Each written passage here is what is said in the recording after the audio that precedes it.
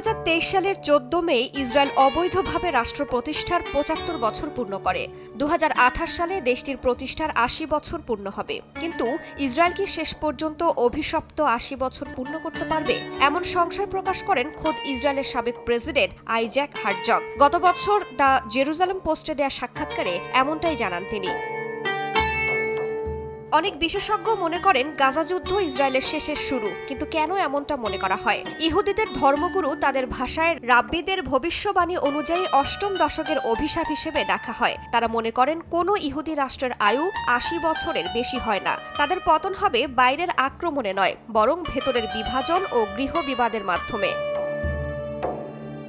ইতিহাসও একই সাক্ষ্য দেয়। গত প্রায় 2000 বছরে ইহুদিরা যেসব সার্বভৌম রাষ্ট্র গড়েছে, যেমন নবী দাউদ আলাইহি ওয়াসাল্লাম এর রাজত্ব কিংবা হাসমানিয়া রাজ্য, একটিও 80 থেকে 100 বছরের বেশি স্থায়ী হয়নি।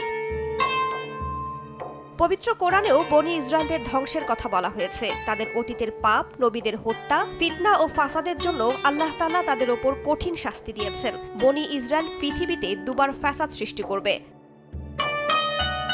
ইতিহাসবিদরা মনে করেন প্রথম বিপর্যয় 722 খ্রিস্টাব্দে ঘটে গেছে, যখন নব্য অ্যাসিরিয়ান সাম্রাজ্যের রাজারা বনি ইসরায়েলকে আক্রমণ করে জেরুজালেম দখল করেন। এটি ছিল ইহুদি সাম্রাজ্যের পতনের সূচনা।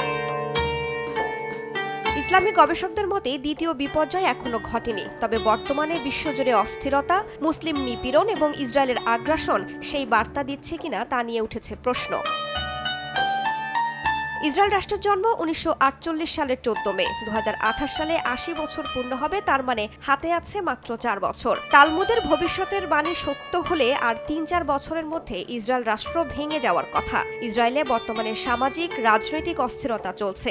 গাজা, ইরান সহ বিভিন্ন গোষ্ঠীর সঙ্গে সংঘর্ষে জড়িয়ে পড়েছে। তাহলে কি ধ্বংসের পথেই হাঁটছে ইসরায়েল? রাইসা জান্নাত, সময় সংবাদ।